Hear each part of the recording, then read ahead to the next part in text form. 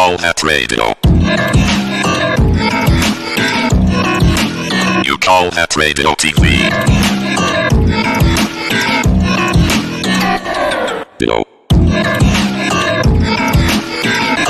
You call that radio TV.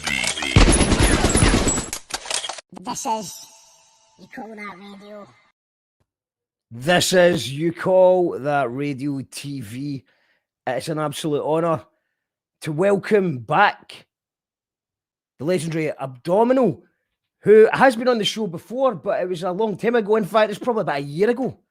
So we're just going to check in on Abs and see how he's doing. How you doing, man? I'm all right, man. Little hairier, but no worse for wear. It's a fantastic beard. Thank you, man. Congratulations on the beard. Also, before we go any further, could you just explain to the audience where I am?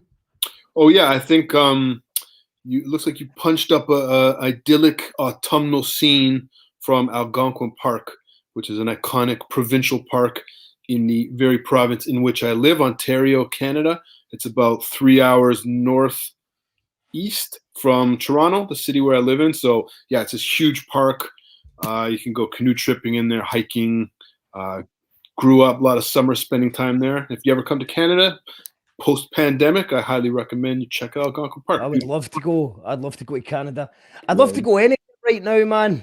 I'd love to go. Just a place, but not much travel happening down here just now. What I called you Toronto rapper. Where am I getting that from? I mean, it's accurate. But 3 hours away. Surely Toronto's not that big. Well, yeah, that's the funny thing. Like whenever I tour the UK, just in general, the distances are much smaller. So I'd be with Format and he'd be looking at the tour schedule like, oh my God, we have a 2-hour drive ahead of us tomorrow. Where for most Canadians, that's just like nothing, man. You know, like, yeah, that really, if you're trying to tour in Canada is close to impossible. Like close to Toronto, as far as major cities, you have Montreal, which is a good 5-hour drive. That's with no traffic. Ottawa, which is similar. And then beyond that, to head to the West Coast. I mean, it's like closer to fly to the UK just about than it is for me to fly to the West Coast. Can you just fly about if you've got plenty? Are you sorted for airports? Yeah, I mean, the problem is the domestic flights in Canada are so insanely expensive. There's like one airline, so they kind of have a monopoly on all that. So, it's really shitty situation.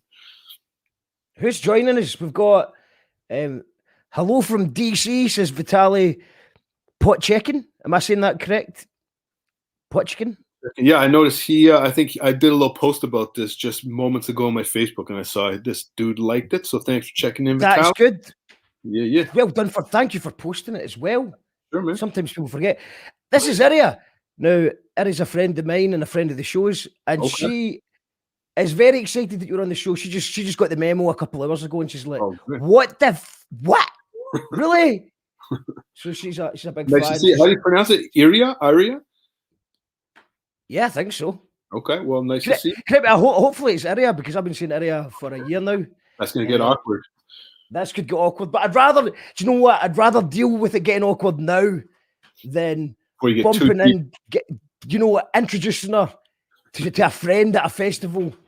And saying, this is my good friend, Eddie, and she's like, it's Araya or something like that. You know what I mean? Let's just get the awkwardness out the way. You idiot. We've got Johnny Sloan is in the house. He says, hello, I mind Abdominal on the last time. Good stuff. Johnny was here. Nice repeat viewer. Ali says, good to see folk from the other side of the world. That's it, man. I mean, we're sick of promoting local talent. You know, that's just like, oh, good on you, call that radio. Promoting the local talent. What about the really, really far away talent? Someone's got to promote the distant talent. Can't all be about the local. Oh, there we go. Okay, Iria. So you had it right. You were right. Yeah, Iria. Yeah, cool. I'm glad we're all here. Vitaly's here. Everyone's cool. So that's amazing. That's good stuff. What have you been up to in the last year? You've been growing a beard. I see that. Growing a beard. What else have you been doing? Off soon. I mean, the temps are starting to rise here in Toronto. So this is a little bit of winter insulation. So this is going to be coming off soon. But beyond that, mostly my focus has been being a dad to my young daughter. lost you there, man. No, you're here. Okay, cool. Yeah, just been like full-time daddy duties for the most part. My daughter just turned 18 months a couple days ago. So yeah, I have my hands full, like pandemic parenting. It's been, I mean, it's all I know, but it's been, yeah, it's difficult. you can't compare it to non-pandemic parenting, really. Yeah, but it's tough, man. I mean, obviously, like we have my mom and my stepdad in our immediate bubble, but that's pretty much it. So they've provided a little bit of babysitting relief, but other than that, it's just me and my wife, and she's like full-time back to work, has a more, I guess, typical office job. So while she's doing her, well, I mean, her job is based in Europe, so I was going to say 9 to 5, but it's actually, she works on their hours. So it's more like her 5 a.m. to 1:30. That's like my daddy shift. So she's based in Europe, works from Canada, but based in Europe. So yeah. She has a job. Her job is based in Copenhagen. So we were actually living there for a couple years, like before our daughter was born. But then, yeah, when she got pregnant, we kind of felt like it makes more sense to come back to Canada. We have the all the universal health care here, so let's come back. Then the pandemic hit, so she's been working remotely still with that. Yeah, with the job. The Canadian health system is a good system. Yeah, can't complain. I mean, we had better than America. Absolutely. I mean, anything that's like basically non-existent. So, well, it's like I don't quite understand it. It's like if you can't pay for hospital treatment, you're a communist or something. Yeah, I don't quite understand. It's so far removed from the way we see it in Scotland, anyway. The whole mentality is nuts. It's like, yeah, what they consider like socialism is actually here in Canada, and I'm guessing in the UK would be considered like center-right politics. It's just like, it's not socialism. It's just like the bare essentials of like, yeah, a little bit of healthcare, you know. It's like you just say, what if you were to get sick, to an American person? What if you were to get sick and they'll just say, I won't get sick? And it's like, but you can't afford to get sick. What if you get sick? You will lose. You can't afford hospital. And they'll be like, I might be poor just now, but I am following the American dream. I am a millionaire about to happen. It's going to happen any day soon. And when I'm a millionaire, I don't want you taking all that tax money off of me when I'm a millionaire. Right. So let me get myself sick chasing that dream, all the stress and the... Well, I mean, we're getting, in Britain, it's getting a wee bit, well, I mean, obviously Scotland's trying to get into, a lot of people, most people in Scotland, I think now are wanting independence because it seems like the Tories are kind of going down that privatise the NHS, let's do a deal with the USA so they can bring in the people. So it's going that way a wee bit. I think what's happening is the NHS is so understaffed and also overworked, especially a pandemic. The people are starting to complain about it and say it could be better. So how do you make it better? You bring in, I don't know, Richard Branson, bring in McDonald's, Starbucks, stuff like that. Bring them into the hospital. Perfect. Yeah. Something like I don't know. It's a strange, very strange situation. I mean, all around the world right now. But of course, definitely our healthcare system here is not perfect, but it's for sure I'll take this over the alternative south of us any day of the week. How does it? I've obviously not been keeping up to date with Canada at all. I take it you have been. I'm guessing you have dealt with the pandemic okay, considering you haven't really appeared on my radar. So I'm assuming that you haven't been terrible. You haven't been so. I think the thing is, it's so easy for our politicians to just compare themselves to the States. Say like, well, you know, we might not be doing this perfectly, but it's not the shit show that it is there. So it's easy for them to kind of get off the hook. He admits that that the virus is real. It's a good start. That much, yes. That's what you were kind of comparing yourself with. Yeah, I mean the real issue here is there's the federal government, but then we're divided into 10 provinces. So a lot of the pandemic stuff has been delegated to the provinces. So we don't really have this one nationwide coherent approach. So it just depends on what provincial government you have. So certain provinces have fared much better, like Ontario, where, as I mentioned before, I'm living. Our premier, the head of the province, is none other than the big brother of our infamous crack-smoking mayor, you may recall from years before. Oh, yes, I remember the crack-smoking mayor. No, I don't know much about him, but that hit the headlines over here. Yeah, that was like our little international blip of infamy years ago. So anyway, he died, the crack smoking mayor, not from the crack, but he got cancer, I think 5 years ago. But his bigger brother, who's even kind of more of a Trump style bully than said mayor was, Doug Ford, is now somehow the premier of our province. He's this like ex hash dealer from the 80s who's now control the whole thing. So he kind of came out the gate on the pandemic. Like, I mean, that's a hash dealing Trump. yeah, pretty much. They're That's like wow. really kind of like mini Trumpy. It's very Trumpy. They like preceded Trump, really. When all these Americans were like, oh, we can't believe, how do we elect in Trump? Here in Toronto, we were like, we had our own little mini version of this in first Rob Ford and now his big brother Doug Ford. So yeah, We used to love slagging the across the pond. We used to love slagging the US politicians mainly, but also the crack smoking Canadian guy. yeah. But now, you know, we can't really say too much right now about our politicians. They're all Right. having a shocker. Yeah, We've yeah. got a prime minister who's off the scale, man. He's off the scale. Mhm. And then you've got the leader of the opposition is absolutely shocking as well now. Hmm. So yeah, It's like, we've dived through it. hope, right? Because people feel they don't have any options. And everyone just like, fuck it. Yeah, yeah, We just want the pubs to open. Everyone just wants a haircut and the pubs to open. pretty much. It man. seems like what we're going to do is we've went right into the deep end talking about politics, but let's take it back to hip hop. Yeah, Have you been using this time to write? Obviously, the last time I spoke to you, you were just dropping a brilliant EP. We're about to play a little bit of music from that just now. cool. So have you been getting anything else done since then? I'd love to say yes, but the honest truth is not really, man. Like, yeah, as I said, I've really just mostly had my hands full, not just being a dad, but like learning how to be a dad. Because as I said, you know, no joke, it has kind of been in isolation. So it's not like I'm going out in like in parent circles and sort of like, you know, obviously I talk to friends of mine who have kids that are older than my daughter and get like a little bit of wisdom that way. But as far as like actually physically going to the playground and like interacting, yeah, Yes. we're kind of like doing this just DIY, like as we go, flying by the seat of our pants. My wife. Does the kids sleep? Is that That's one area I must say she's pretty good. She's like consistently sleeps from about 7 p.m. to like 5 a.m. every day. So that's great, man. That's great. I've got some friends who I've not got that luxury, and it sounds quite stressful, man. So I mean, as I said, she's 18 months. Maybe wasn't the case like sort of 8-9 months ago, but at least for the last few months, yeah, we've been getting some decent sleeps in. So that's good, man. Yeah. The sleeping's back, so hopefully the ideas and the writing will be back soon. Yeah, let's talk a little bit about even pre-pandemic. We already like beyond the EP we released, my band and I. We already had some like bunch of other songs in the chamber ready to go. So it's not even so much the writing. We gotta just get to recording these tunes. Like we have a good other 5-6 songs ready to go. So I mean, ideally, the vaccinations here are starting to roll out. So if we can get vaccinated, maybe we can all ideally get in a studio together again. But if not, I think the plan is we all have means to record our respective parts at our different homes and our different home recording situations. So we'll just kind of. This is the first time the first time in my life I have now got the ability to record from home. Nice, so man. it's been quite a learning experience.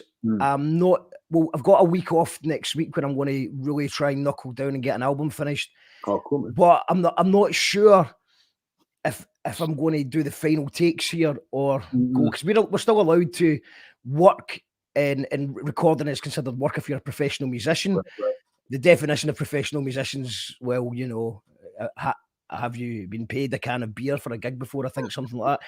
So I think I can safely go into a studio and record, and you know, in a different room from the guy who's got the buttons. So it'll be all good. But obviously, I've got the ability to do it here. But I was just wondering how you feel about that. But I mean, obviously, when I've always recorded with someone else, and I gauge a lot of my takes based on how they react to it. Especially if you work with a good, honest producer, you can tell when they're just disappointed. You know that you can do better, look, or you can tell when they're like, you know, that you can see that it went well. Yeah. So I mean, how do you feel about doing it yourself without having that interaction? Yeah, I'm kind of torn, man, because at times there's obviously big benefits to going into like a real studio. as you said, having like an engineer there and just proper gear. And also when I'm recording myself at home, you can't completely focus on your performance because I'm always like, okay, I got to hit record and I need to like be splicing. You're also engineering your own session, so it can be a bit of a headache at times. But on the other hand, if I'm paying big money to go to a proper studio, I also tend to get like a little tense and tight and feel that pressure. Like I'm on. Time is money. Yeah, so I'm like, I got to make these takes count, and like, whereas at home you have the luxury of like, okay, I'm not quite feeling the mood. Let me just stop, go make a cup of tea, whatever, get back in the zone. And I'm pretty OCD, so I can be like, if I need to do 800 takes, I know I can do that. Maybe not so much now. That was my next question, though. That was my next question, because I've not figured out yet where I fit into the equation of being a perfectionist or not. Because a lot of the time, I mean, first of all, there's no big money studios I'm going to, but I'll be getting a fair rate from a friend who's got a setup. Yeah. But if they're doing me a favor, I feel inclined not to waste their time as well if I'm not paying a lot. So if you're paying a lot of money, then you can't afford to just keep doing take after take. Yeah. If someone's doing you a good deal, you don't want to waste their time by getting it just right. So this is my first exploration into finding out, am I just going to continuously do something until it's perfect, or am I just going to say that's good enough? I mean, to be honest, man, I think it's more just me, the mentality of knowing I could do 800 takes if I need to, because more often than not, even like the rare time I did, not 800, but if I literally do like 50 takes, 99% of the time I'll come back and end up using one of the first 3 takes anyways. Because I find like, at least that happens, doesn't it? Is there some kind of sort of nervous excitement, energy that happens in the early takes that you just can't quite capture when it's? Man, to me, it's like sports, like athletics. It's a physical thing. Like your energy starts to wane after you do a certain amount of saying a song like my old track "Vicious Battle Raps" with DJ Format. That's a lot of bars. It's physically demanding, right? Like I'm not a young man anymore. As you can see the salt in my beard here. I can't be doing the same energy levels for like 50 takes or whatever on a technical recording like that, But I mean the newer stuff that you did is still very technical. So when you're writing, when you're putting it together, and you just try to find the right balance, because obviously you're going to need to do it live and stuff like that. So you like building up to the super bit and then giving yourself a little bit of a breather. I think like back in the day, it was really like the pyrotechnic bits, the super flashy bits. For me, that was like the end all be all. Like, the whole, I want to wow people technically. Whereas now I'm kind of more interested in the actual, what am I trying to say with this song? And what tools in my arsenal are like best suited to convey that message. So yes, if something like technical and flashy and high speed is going to serve a purpose here, sure, I'll use it. But I don't want to use it superfluously, like, let's just throw them into wow. Like I feel like kind of been there, done that. So you have been there, done that. You've wowed everyone before. You have, and I do agree with that as well. As I think that it's really good when MCs, I like a bit of a wow factor MC as well. But at the end of the day, it only goes so far. You need to actually make songs. That's the most important thing. And I think, to be honest, a lot of my like older fans might be a little disappointed that I'm kind of like shifting my sound or my focus. They kind of they just want to hear more vicious battle raps, that kind of thing, which, it's not like I dislike doing that, but it's just, again, I kind of been there, done that. So occasionally, sure, you like to let it rip a bit, make sure you still got the chops. But like, in general, I'm more interested in like actually making some music with a bit of depth and trying to convey something beyond just skills, I guess. Well, you just mentioned vicious battle raps.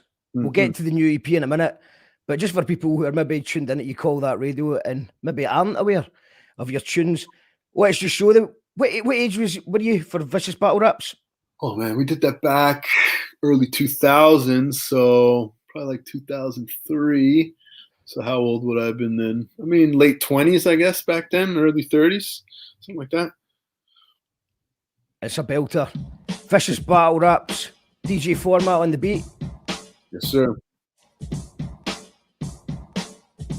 I like to rap a lot, so permit me to rap a little. My name is Abdominal, I'll make you laugh and giggle just like a little schoolgirl when I'm touching the mic. Me and a crap rapper, nothing alike, cause they crap, and I'm not. Could you demonstrate? Why not? Let me take this little opportunity so soon you see how you and me be different when it comes to fluency. The crowd be ruining me and booing the first 2 or 3 lines that you be polluting the atmosphere with. You get subjected to scrutiny, stupidly oblivious to the soon to be mutiny. Got the part of the crowd eventually giving your crew will be like Abdominal. It's pretty damn good. Well, that's what I've been trying to say, man. Would you remove those bananas from your ear holes and pay attention? In the long run, this will bring everyone less tension, and I won't be forced to have to hit you with these vicious battle raps. But really less battle raps and straight up facts, kinda like a news report. Untrue, be this Jews retort, you lose the sport. Can't you see the predicament? Nurse guards and lots of ligament. Victims sent courtesy of a friendly neighborhood Abdominal, doing his best to fill the hospitals. They say he's some sort of musical vigilante on a one-man crusade to do away with anything even remotely whack. He rips the lips off of rappers and frees the tracks. We really can't thank him enough. I love to shake his hand, say thanks for taking a stand, evacuating the land of the uncreative and bland. Doctor, is it true when they say that he's as handsome as a deity? Like a chiseled Greek god, plus nimble like a tree frog, but with the strength of 10 men, who each possess the strength of 10 men. In other words, the strength of 100 men? Nurse, please don't interrupt me when I'm in the midst of a descriptive homage to this folk legend. Rumor has it that he's bench pressing at least 400 pounds, and that's with the left arm alone. What about the right? Writing poems simultaneously, insane to conceive, but that's the type of MC that we're dealing with here. Highly creative, enunciation, impeccable delivery style, versatile, very flexible, breath control unparalleled in his line of work. His rhymes will hurt these spineless jerks, yet he'll still find a time to flirt with all kinds of skirts. He should try a nurse, keep your mind on your work, like he keeps his mind on the verse. When he's timing his words, you can set your clock to the rhyme and you heard emanating from between the 2 lips of the ABD. INAL. Suckers think they swell, he'll be like, pray tell. They straight K-tell, whereas he be cold chillin', steady knocking villains out of mouths of super villains, and then charging them for dental repairs. Lay them down deadly in the dental chair. Fasten the bib, a real no-brainer. Next step in the procedure, administer the Novocaine. I bet he get a more effective anesthetic, like a pint of chill rubbing alcohol for the vocally pathetic. Once they're snoring, the work commences by this blood splattered, demented dentist. Dr. Abdominal extracting tongues, rendering whack rappers dumb. Some who look like they got a bit of endurance also get their lips sewn shut for assurance. I know it sounds harsh, but he can't be sympathetic in his war against the whackers. It's an epidemic spreading over cities, nations, and continents. Abdominal, heaven sent antidote through dopeness with the M on my chest. The microphonist.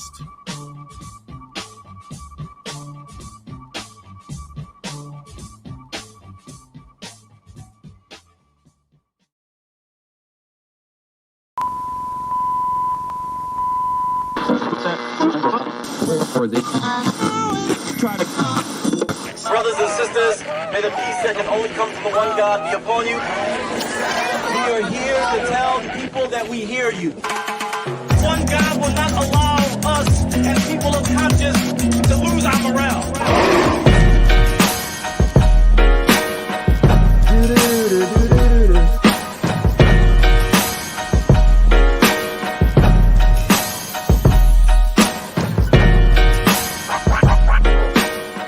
Powered by our patrons. We are indeed powered by our patrons. Thanks to everyone who's been supporting the Patreon over the last year. Really appreciate it. Couldn't have done it without you. If you're watching this on Facebook, you need to get the bus to YouTube. If you're watching it on Twitch, you need to get the bus to YouTube. If you're watching it on Twitter, you need to get the bus to YouTube. If you're on YouTube, then just stay where you are.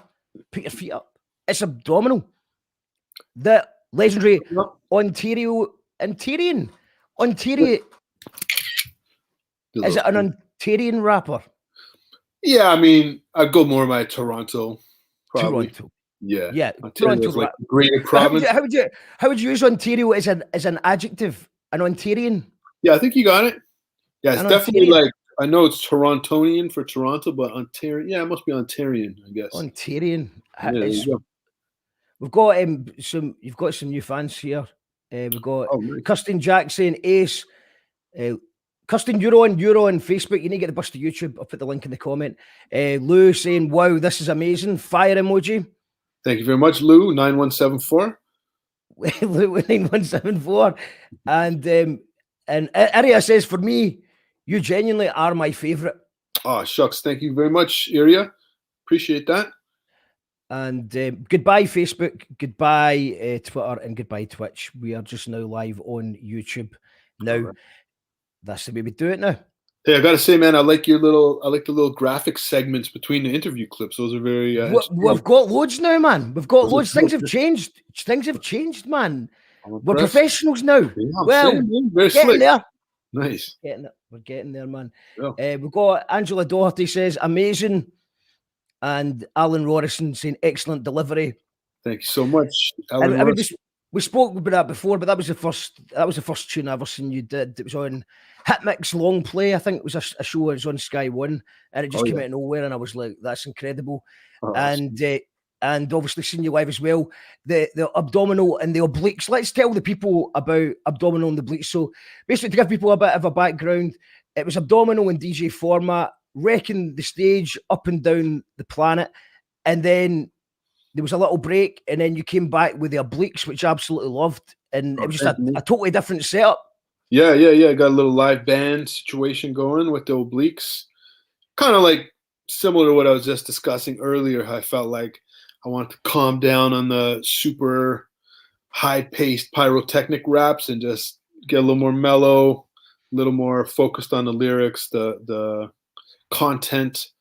So I felt the best method to showcase that would be this like stripped down band instead of like some full, like the usual bumping rap beats. So yeah, I hatched that idea and kind of put out some tendrils here and there and managed to put together this little band. So, I mean, after the years have passed, the actual lineup of the band has changed, but kind of concept is still the same.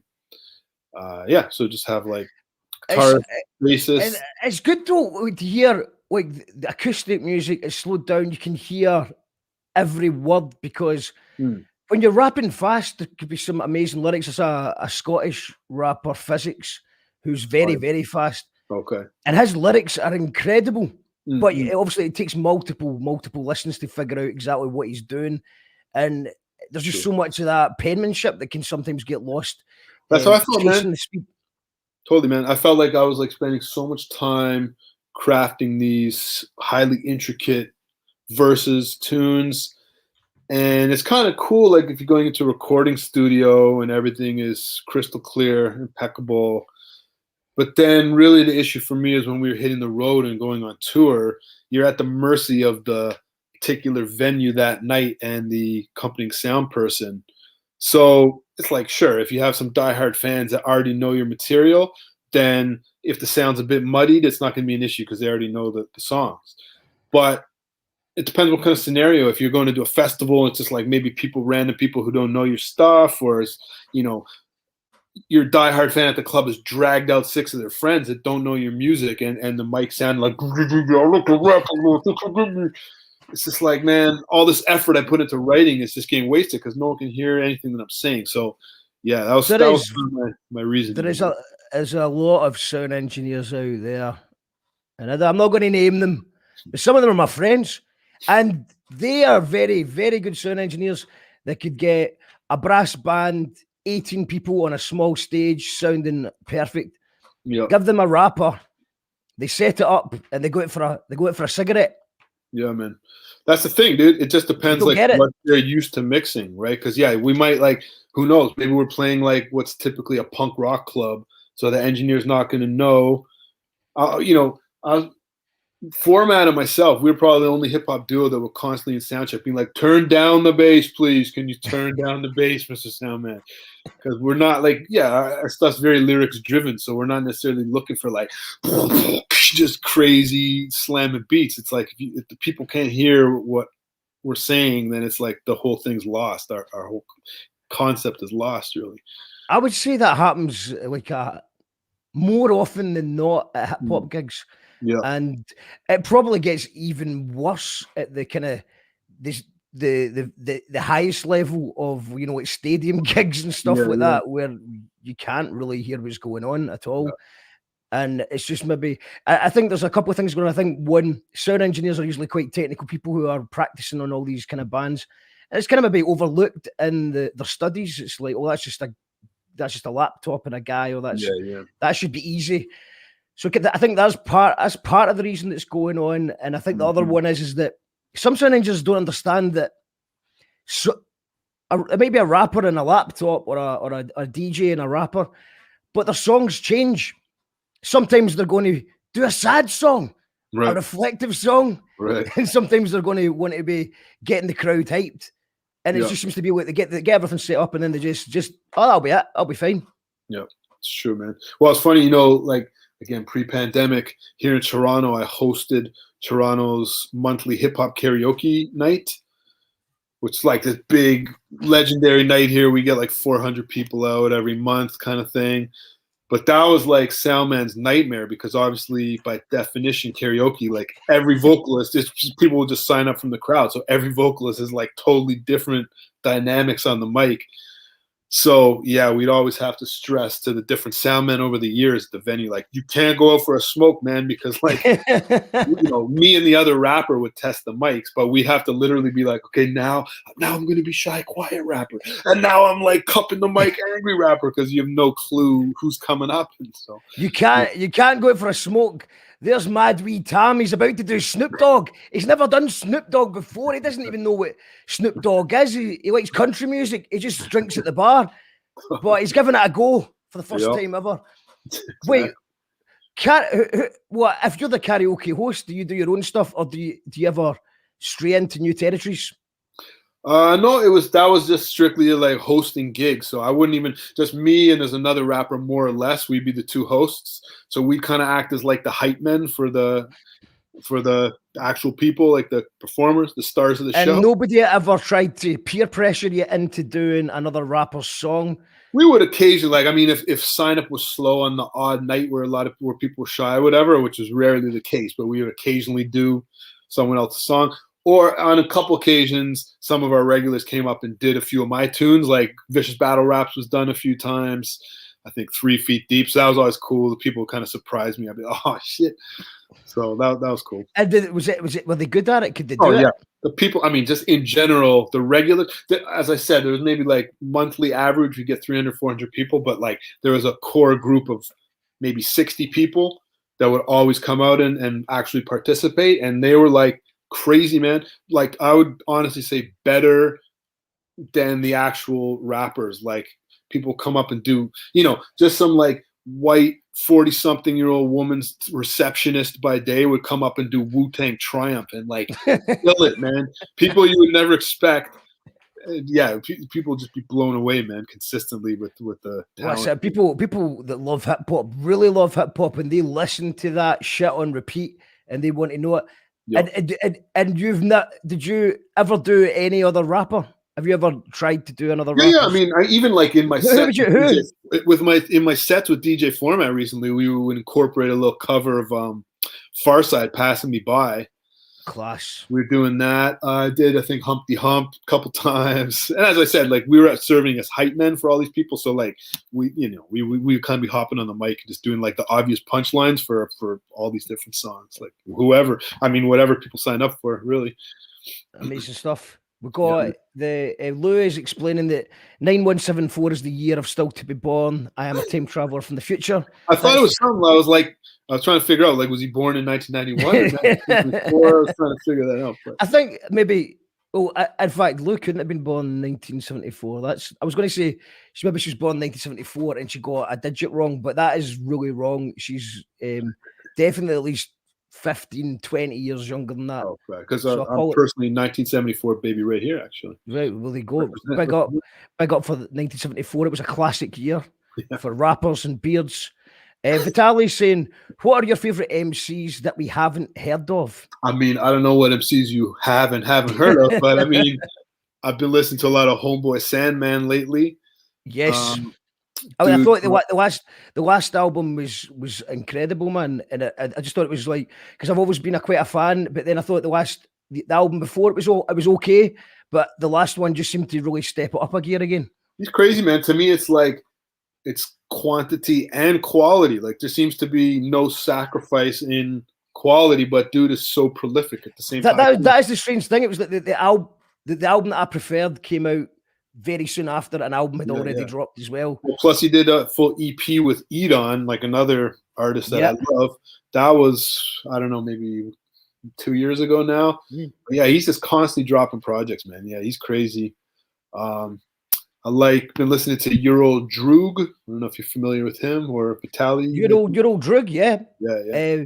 What was the album? Pax? Yeah, yep. 2017. So I know that he's got a new project out last week that I'm going to check, but I've not actually been. But I had Pax on repeat on my MP3 player because that's how I do it, man. MP3 player. I don't waste my memory on my phone because my battery runs out in my phone, and then I've got no music when I'm walking home. So I always got an MP3 player. But I had Pax from Euro Droog. I thought it was really fresh, man. I really enjoyed that one. I mean, similar to Sandman, he's like mad prolific, man. He's put out so much stuff. Got I have a 1991 tattoo, Motherwell. Yes, I think Motherwell won the cup in 1991. Okay. Yeah, I didn't get that reference. No, hopefully I got it right. Is that right? Did Motherwell win the cup in 1991? I think they did. Lewis says it was just a jumble of random numbers I used, so I could use my first name as a username. Yeah, because you've got to these days, haven't you? All the good names are taken. There's actually a market out there for people. When a new social media thing springs up, there's people out there that get the best names and then sell them on. It's crazy. I guess there's 9,173 other Lous out there. And you got passwords as well, man. I'm sick of passwords. This is how they're going to convince us. Google's going to say, right, we're going to put this. Going to put a chip inside your brain, and we'll all be like, great, I don't need to remember passwords anymore, and we'll just be doing retina scans for everything. I hate the idea of it, but also I'm sick of passwords, man. Yeah, it's insane, man. We've got another question. Are you buddies with Anonymous Twist? Yeah. I know Owen, man. Anonymous Twist. Yeah, we did a track together a while ago, actually. He's a great dude. He's also a hip hop dad. I think he's like occasionally rapping, but he's mostly focused on doing like jingles for commercials, like production, that side of things. So still involved in music, but more in like the behind the scenes kind of side. But he's a great dude, super nice guy. And I was going to say that. See, I've got a name drop bit that I push when someone does the name drop, but I'm not overly familiar with Anonymous Twist. Who's the more? Could you give us a name drop? Who's a famous person that you've maybe shared a stage with or bumped into on your travels? I mean, the obvious one is like the very first tour I ever did with DJ Format for 5 weeks all around UK and Europe. We were opening for Jurassic 5. So that's really what like the name drop. You call that radio? I think we maybe had this one before the last time we were on, but I'm not sure, but I'm going to do it anyway. I got you. Ready? Yeah, he's 1 2. 1 2 1 2. Yo, this is Charlie Tuna from Jurassic 5 live and direct here in Glasgow, Scotland, and you call that radio? Nice, man. I like how you had to like pause and remember where he was there for a second. Yeah, where is it? Where was Charlie Tuna? Although in Scotland we call him Charlie Tuna, and I realised when I was interviewing him that it's Charlie Tuna, but we obviously say Charlie Tuna, and he didn't correct anyone. He's a very nice man, so he just but the Scottish accent is Charlie Tuna, which it just sounds different from but sound just nice. And Jurassic 5, just incredible. Yeah, great artist. dude, man. Well, actually, back to the sound person conversation, when we did do that tour with him was interesting. So obviously we're playing like big venues, lots of academies and whatnot, who come obviously equipped with their own very proficient sound people. But Jurassic 5 always make it a point to fly out and, feed and travel with and pay their own in-house sound person who then works in conjunction with the sound people at each respective venue that they play at, because he knows exactly what kind of sound they want, what they're looking for, so they don't mess around. Yeah. And that makes sense as well, because he's been doing lots of different projects, Charlie, over the years as well, and he's kind of more sort of electronic sound, sort of wee bit of dubstep-y stuff he was doing. Yeah, I think he did a bunch of stuff with Crafty Cuts, right? Crafty Cuts, that's the one.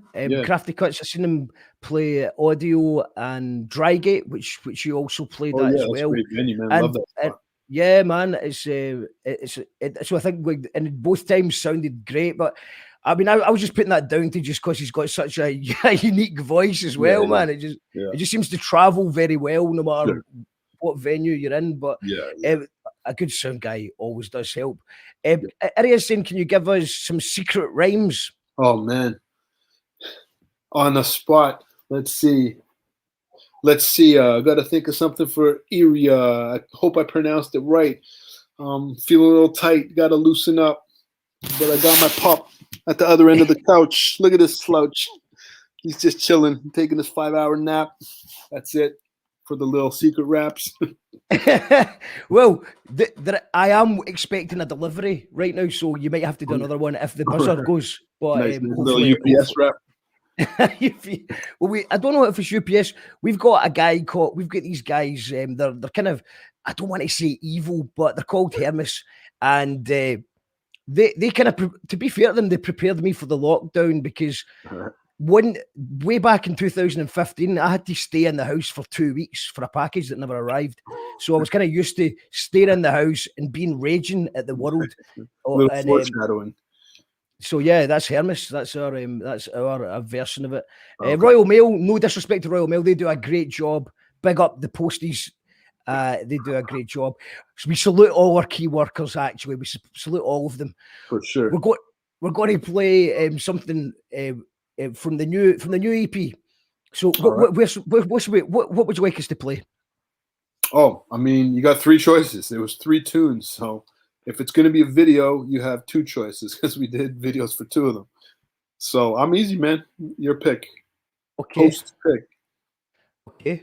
Either Gone Fishing or a little shorter one called The Internet. I think we're going to go for the internet since we're on the internet. Do you know what I mean? Because we're on the internet. Although we could maybe go Gone Fishing as well because I could do a wee bit of fishing. I could do a bit of fishing. All right, man. But we'll start with the internet, and I'm not going to spoil the video because we'll talk about the video after it. But it's a cracking video. I love the concept of it. Cool. Check it out from the newest EP, The Internet.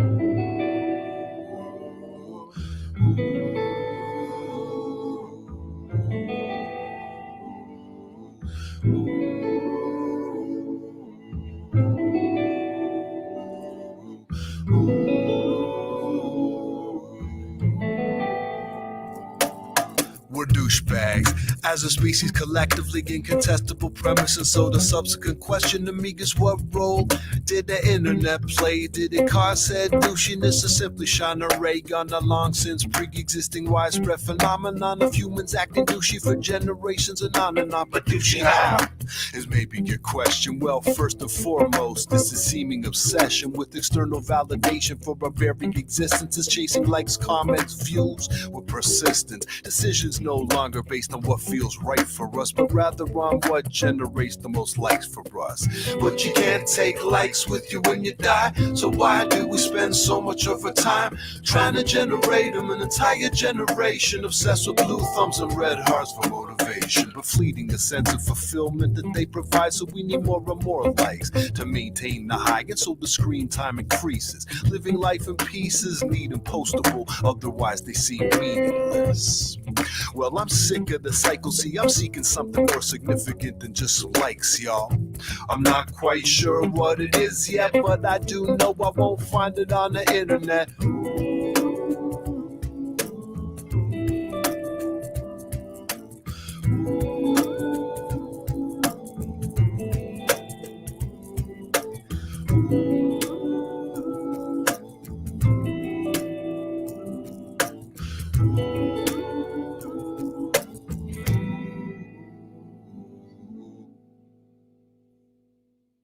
All systems go! Ignition.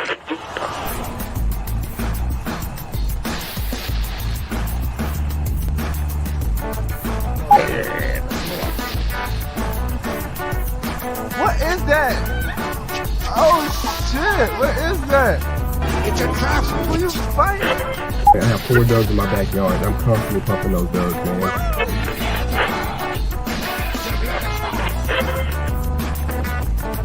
It's good that people are getting banged up again because we've not had enough of that. We've not had enough of that. We've not had enough of that. This is a democracy on You Call That Radio. 3, 2, 1.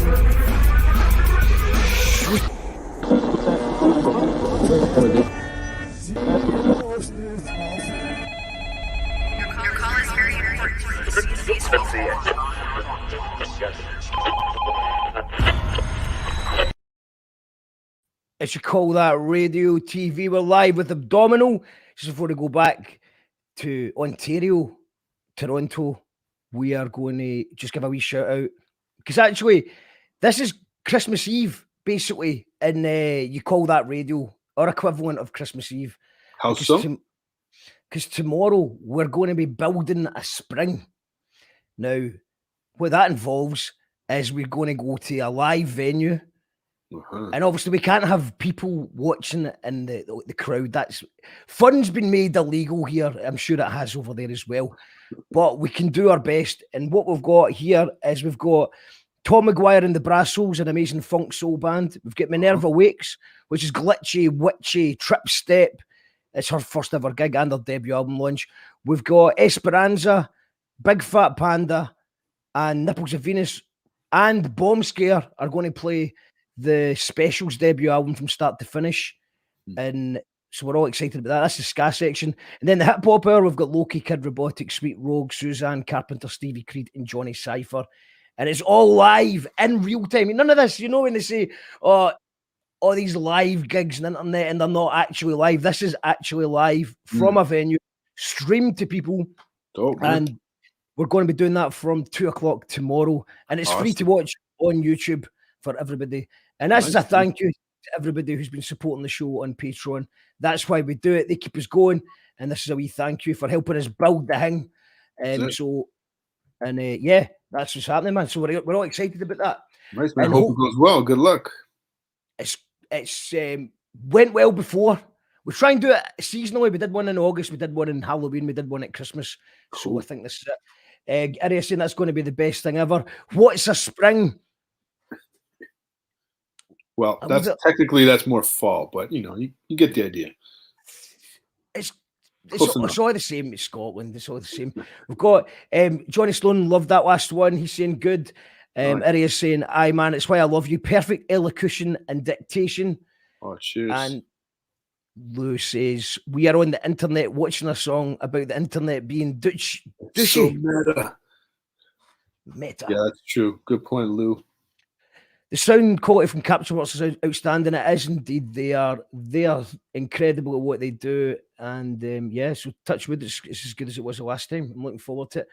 And right now, the Prime Minister of England said that festival season will go ahead from June the 21st. There can be large gatherings and everyone can get on with it.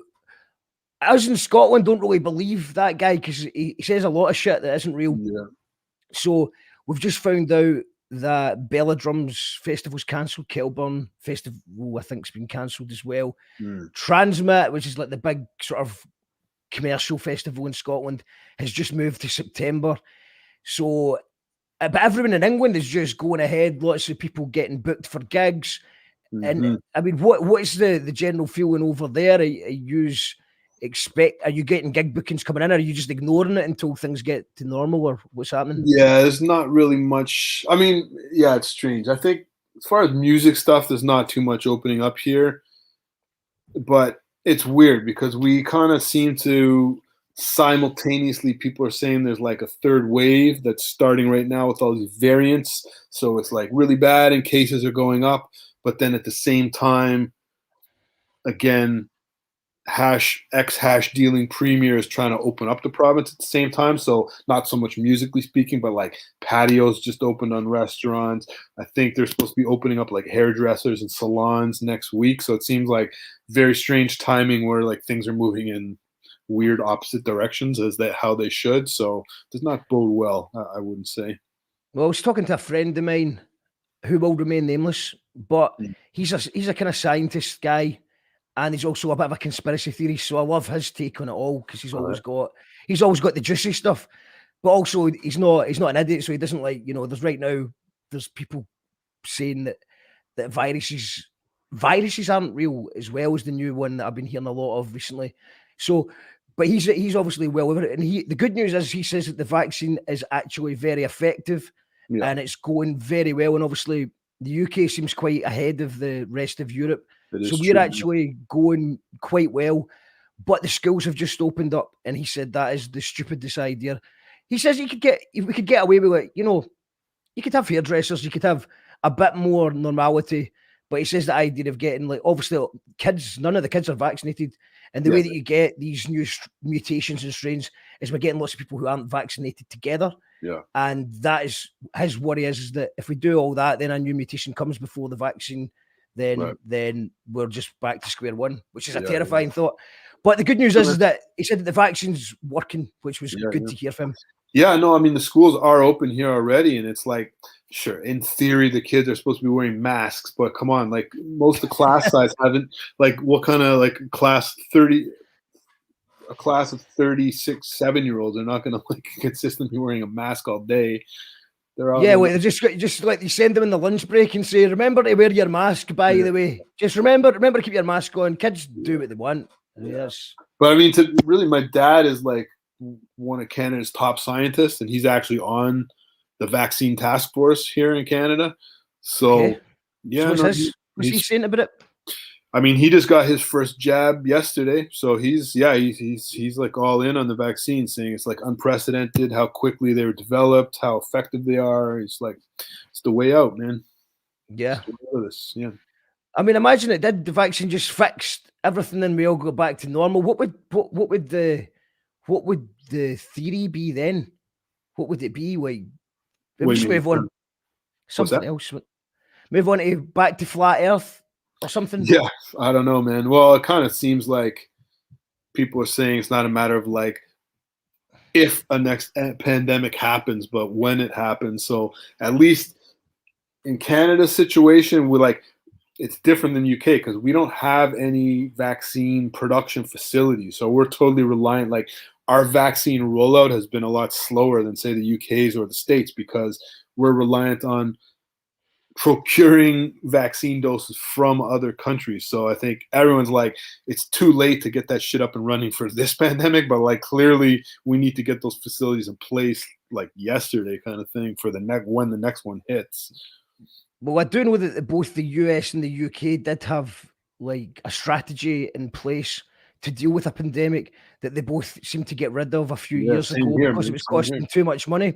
Yeah, try to save that money. Yeah. But yeah, man, I suppose if I mean, I don't actually know. Maybe someone can correct me. I don't know. I know that the Oxford vaccine was invented in England.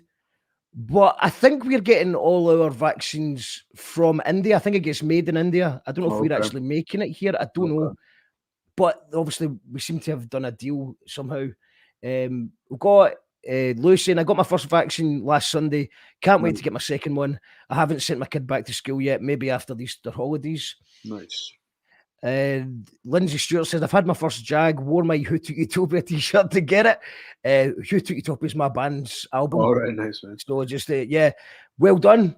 I'm glad. See, that's testament to how the success of the vaccine rollout over there, because I'm assuming these people are not the same age as my parents who are like mid-70s. But here in Canada, unless you're like in your 70s, you will not have received a dose yet. Like none of my peers, none of us have gotten anything. It's going fast. I mean, there's I think I don't know everyone's situation, obviously, but I think we're right down to about people that are maybe 40, 45, wow. I think. Crazy. They've had their first jab, but obviously they need to get the second jab within 6 weeks or it doesn't work or something like that. Yeah. And I think, look, I know that some people have got their jab that are even younger than that because either they work in care or perhaps they maybe are a carer or they are maybe living with someone who's shielding as well. I also heard the story the other day about a woman who was annoyed that her granddad had that, she just took her granddad along and got a vaccine. Okay. I've also heard that there's vaccines going to waste at the end of the day, so maybe just stand outside. I know somebody that wasn't the vaccine place, and I was like, so could you stand outside and get a vaccine. Any spare vaccines, pal? Oh, man, be on standby. Be on standby. I don't know if you've seen the South Park vaccination special, but no, it's decent. It's worth watching. It's not the pandemic special was better, to be fair. Okay, I gotta check it out.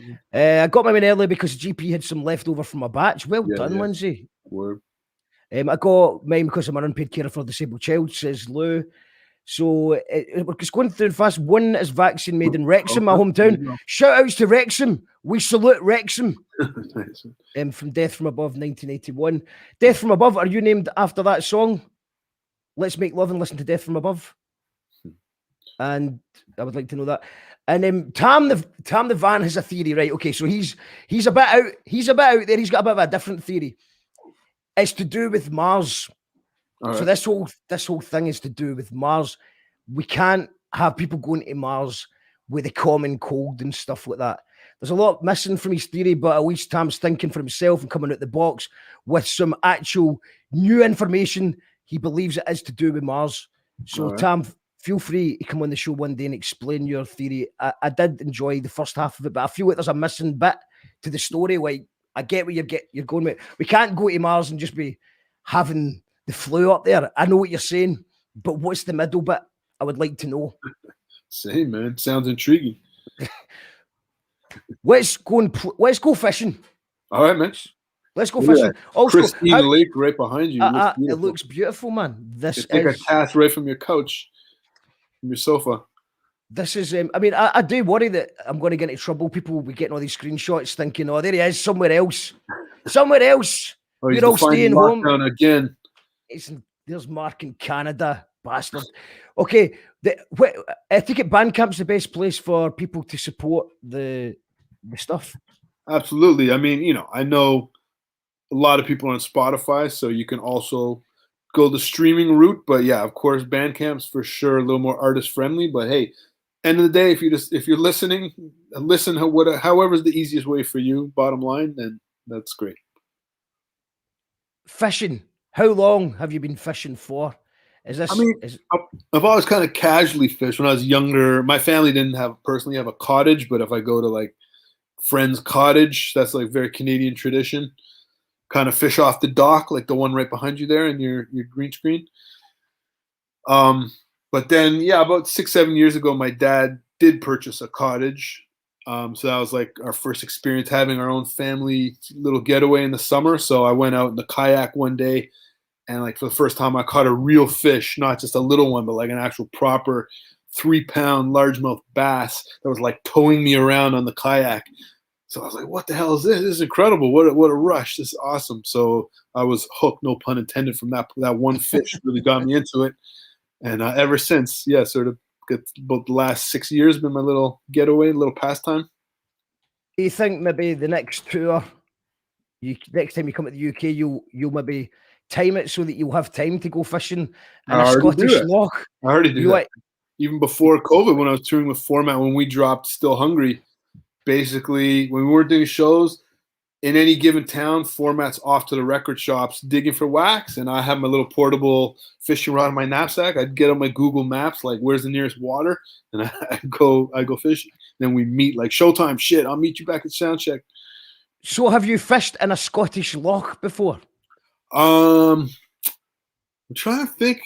I mean, we did obviously have shows. I don't think we might not just have had. I mean, the thing is, when we play in Scotland, usually it's like, relatively speaking, a longer drive to get up there. So by definition, we kind of have a little less free time before and after the Scottish shows. So I don't think I did fish up in Scotland, to be honest. I've heard that's some of the best fishing over there too. So I would love to go back. The fish would love to see you, man. The fish would love it. I'm sure. Mate, make it happen next time. I've not actually. I mean, I've been fishing myself, but like I was just sort of standing next to the guy with the rod, rolling a joint, drinking a can of beer. But I've seen people catch fish. Yep. And now, after being stuck in the house for about a year, I can't think of anything more relaxing. I would love to just... It's the ideal... there you go, man. There you go. Nice. You guys cast out a rod. What would be the right terminology? Just cast one out. Cast one out. You're right on the money. Throw a nice cast. Just throw a nice cast out there and see what happens. This is all about... This is Gone Fishing from Abdominal and the Obliques.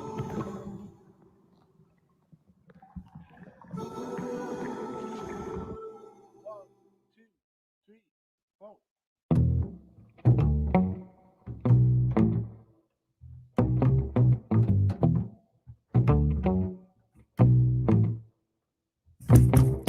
if you follow me in any capacity on social media, then you don't need me to outline it for you just how much I get toward to get a line wet.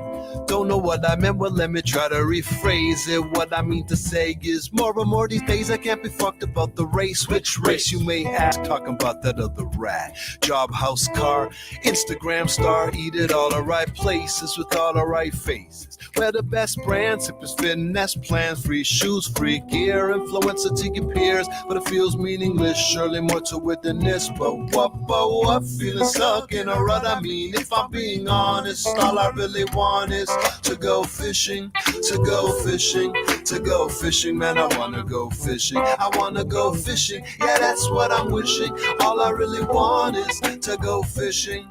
But why fishing? Hey, I'm glad you asked. Simple answer, man, it's a blast. But more to it than that, let me expand. When I'm standing out there, feet upon the land, mud on my boots, dog by my side, in some remote forest with bugs buzzing by, well, that's where I find the meaning that I seek. Social media recedes and I can start breathing deep. Yeah, that sounds sweet, but still, why fishing? You could just take a hike and still find those things. Good point. Let me break it down.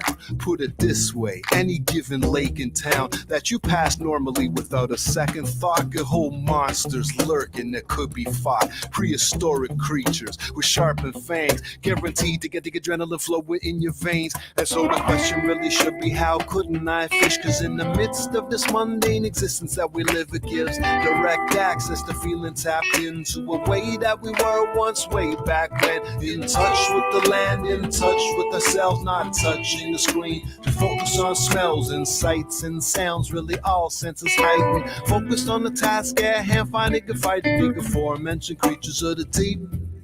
And that's why I fish oceans, lakes, rivers, creeks. Fishing, I wanna go fishing, I wanna go fishing. Yeah, let's go fishing, I wanna go fishing. So check the conditions and grab a rod and reel, cause it's time for a mission. Come on.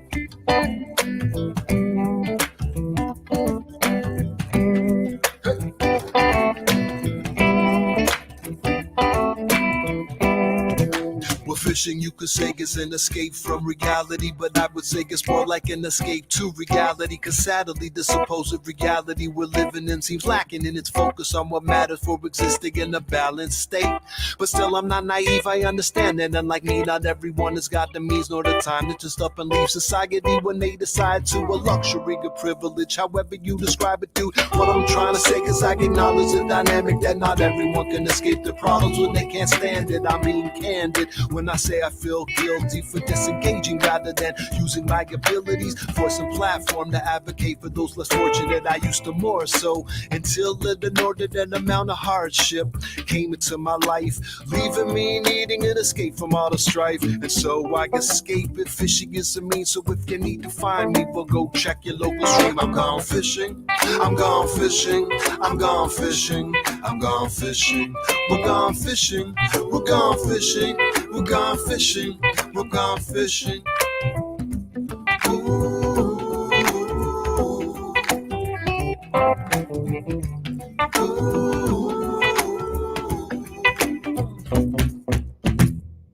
Tight lines, baby. There we go. Call that radio. Call out radio. Back to the people who hated on me. Right, and then I see the disinfectant that knocks it out in a minute. That's mad, isn't it? Is this a Netflix thing? It's actually a podcast. What the fuck's a podcast? You know, it's kind of like a radio show. Call that radio. Yeah. Just popped in there. And is there a way we can do something like that? I couldn't help it. By injection inside or Yeah, I think so, because I think just paint in general, because I think like my poem is in my painting. No, cut.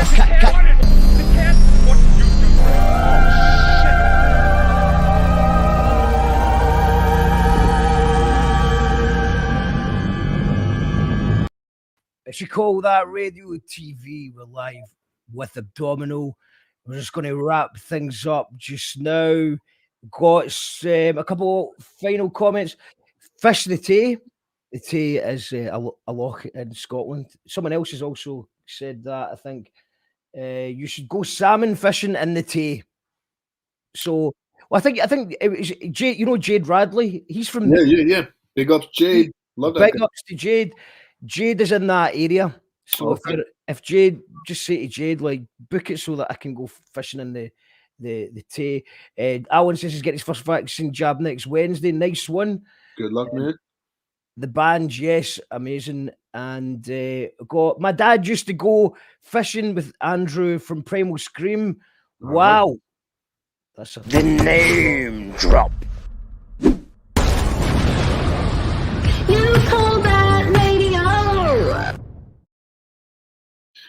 Dad went fishing with Primal Scream, man. That's mental.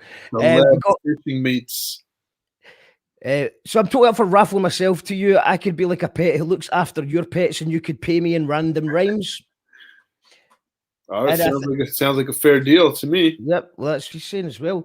Great tune, says Angela. Cool video, makes me want to go fishing. It made me pine for fishing, man. The water, I'm mostly peaceful at the water, man. So I think it's something that I could get right into because it's where I want to be in the city. Yeah, not enough water. As an urban fisherman, mostly an urban fisherman when I'm not at my dad's cottage, I just finally pulled the trigger and purchased a little inflatable kayak, but it's not like pool toy. It's like really rugged, built for mountain, like whitewater kayaking, but it's super small. So you can like have it in a knapsack and walk to your spot. So I'm pretty psyched for this spring. I'll be able to not just be a shore angler. I can actually get out on the water proper. So yeah, I'm excited. I'm not exactly sure of the terminology of fishing, but I used to live next door to a fish polis, a fish policeman, a fish executive, a fish dictator. I don't know what he was, but he would walk around making sure that everyone had their permits. That's very important role. Yeah, and he was obsessed with it, and he was sure. He was sure that me and my friends were fishing and we were not fishing. As I said, I did not fish, but he was sure that I was up to no good, and he would tail me and try and get me into trouble. But I hadn't done anything wrong. I mean, ultimately, like you kind of end of the day, you prefer kids to be out fishing as long as they're doing it like properly and legally, as opposed to like stabbing people, right? Yeah, well, yeah. No, in Scotland, it's all about the stabbing. You know what I mean? It's like it's all about the stabbing. Trying to promote that. No son of mine away fishing. Yeah. Water into the back alley, stabbing where they should be. There's a phrase called, I think it's called snig or something like that, or netting. That's the bad guys. Now they go out with the nets, netting. Yeah, exactly. That's the worst type of fisherman. Yeah. No, I mean the same thing. I mean, we have salmon fisheries here too, coming in off Lake Ontario. Like Toronto's right on Lake Ontario, which is a massive. It's kind of more like a freshwater sea. So all the rivers and the tributaries, you have salmon running up in certain times of the year. So it's the same. People go snagging. So yeah, like the people you mentioned, the fish police are very important. And in fact, we need more of them. Yeah.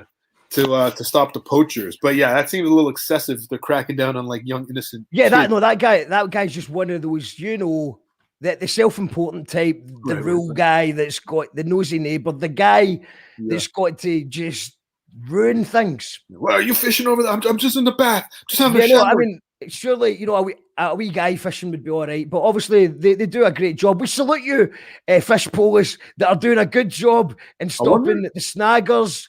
the netters and the people with explosives. I don't know if people actually do that. I've seen it in films. They explode it.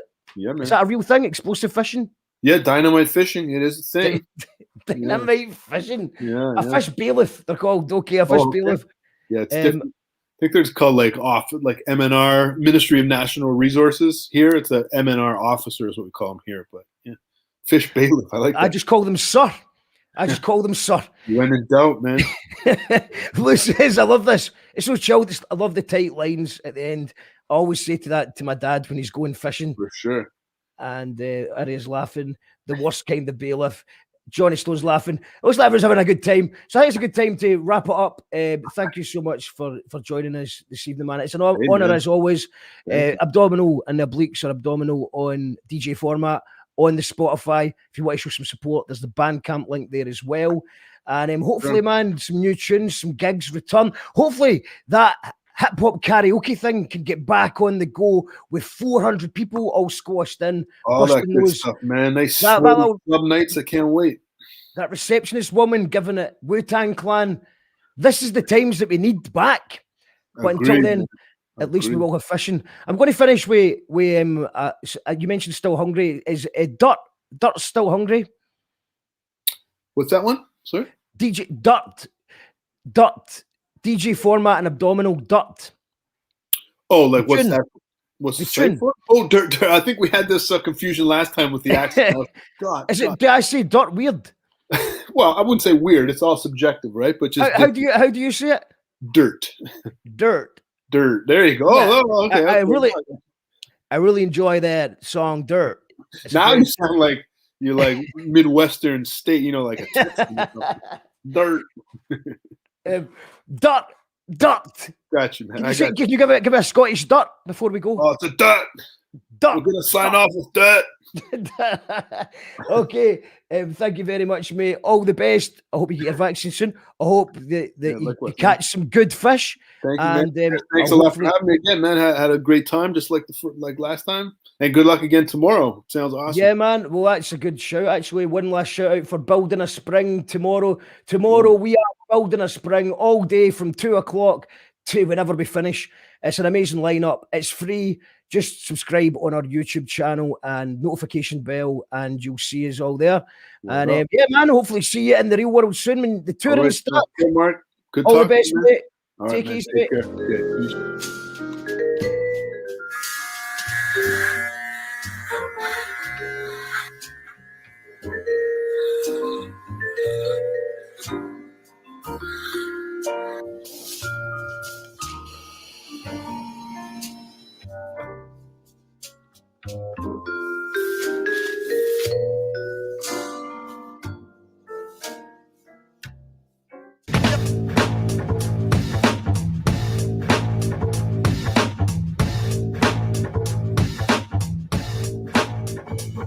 Shiny condos, auto-tune pop singers, Botox, wrinkles, manicured fingers.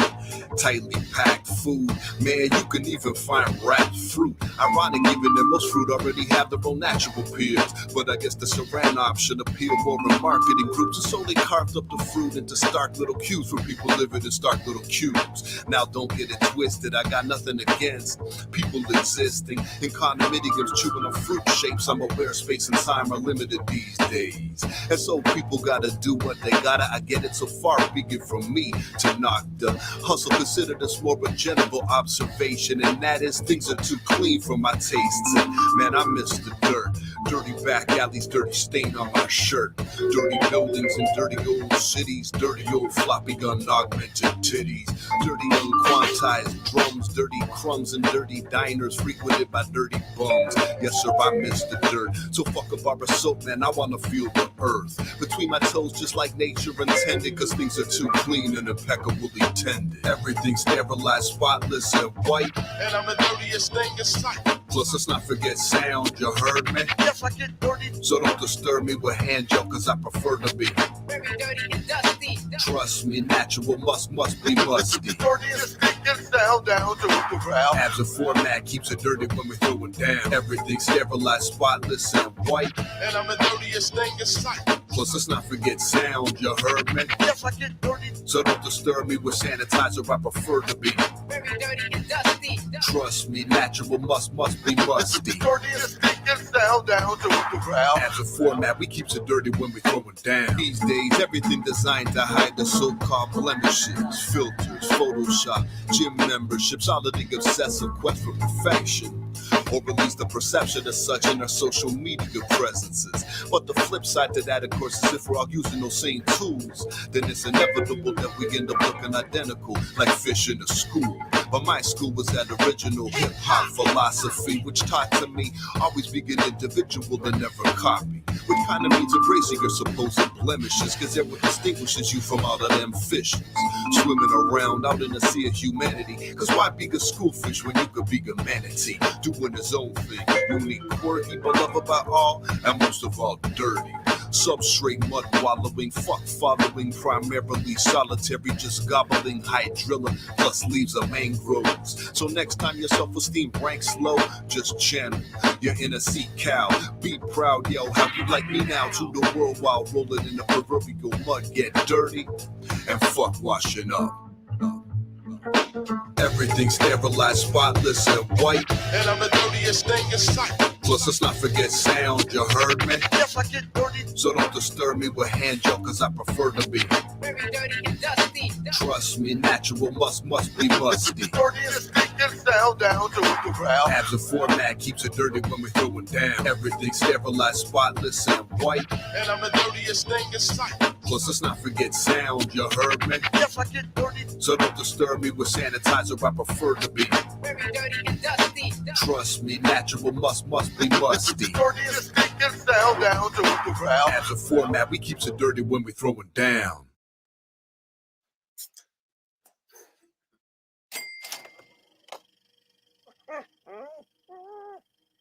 You call that radio, more like a TV show, on almost every night. It's gonna be streaming live. You call that radio. All systems go. You call that radio, more like a TV show.